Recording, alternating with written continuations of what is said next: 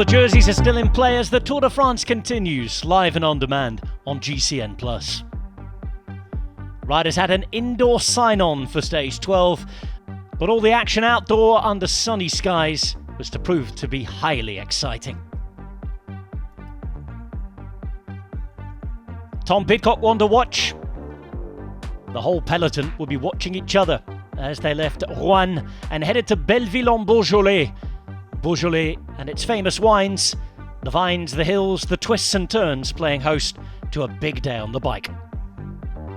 A first ever finish in Belleville-en-Beaujolais, known for its Paris-Nice stages in the past. 168.8 kilometers, over 3,100 meters of climbing. The flag was waved, the first attack came, and they did not cease. Mars Pedersen the first to go up the road, but almost everybody among the 168 riders on the road was trying to get up the road. One non-starter was Fabio Jakobsen, going home to rest after injuries and crashes.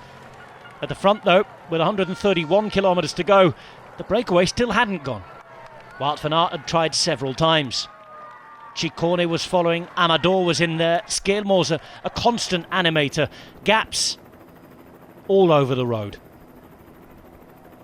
By this point, those sprinters left in the race were behind and already thinking and worrying about the time limit. It took nigh on 90 kilometres for the break to go. In the end, 15 riders managed to get a small gap.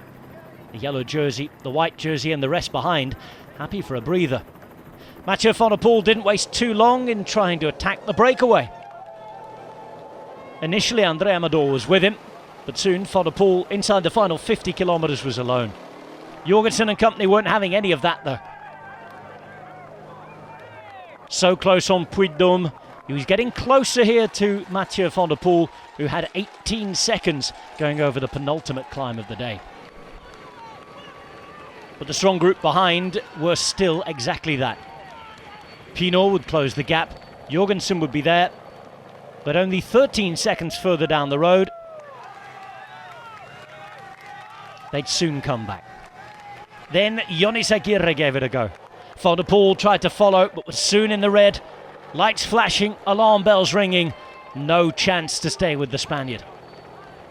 The rider from the Basque Country went over the final classified climb of the day with 19 seconds.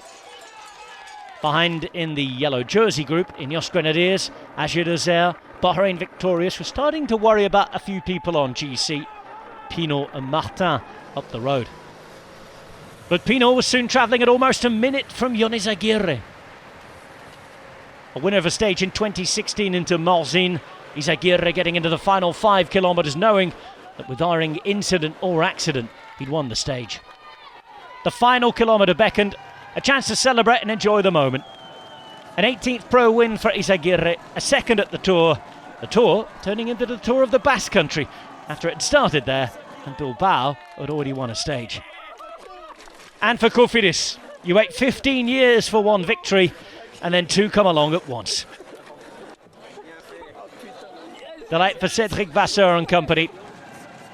A Frenchman in second with Mathieu Bourgodeau there for Total Energy. An American third, that was Matteo Jorgensen. And Tish Benoit and the rest came across the line. A hot day, an exhausting day. A day not many of the like we've ever seen before in the Tour de France. Pinot just outside the top 5. And the general classification riders coming across the line, led by Ineos Grenadiers, protecting that 4th place for Carlos Rodriguez. No gaps among the big GC favourites, although Thibaut Pinot's breakaway did move him into the top 10. Delight though for Jonas Aguirre, a former Spanish champion taking a huge win at the Tour. The Cofidis curse had already been lifted. They backed up their strong performance in the Basque Country with a win by a Basque man back in their home nation of France. Izaguirre, Bourgodeau, Jorgensen, Benoit and Johannes in the top 5. And already thinking about tomorrow, the general classification not having big changes. Still, the reigning champion in the lead, Jonas Vingegaard in yellow, but with just 17 seconds on Pogacar, 2:40 on Hindley, and the rest more or less unchanged. Pinot now up into the top 10. What about stage 13? It's the French National Day. A shorter stage, they're hoping for an explosive stage up Grand Colombier. 137.8 kilometers, that's all. A big climb at the end, a warm-up in the middle.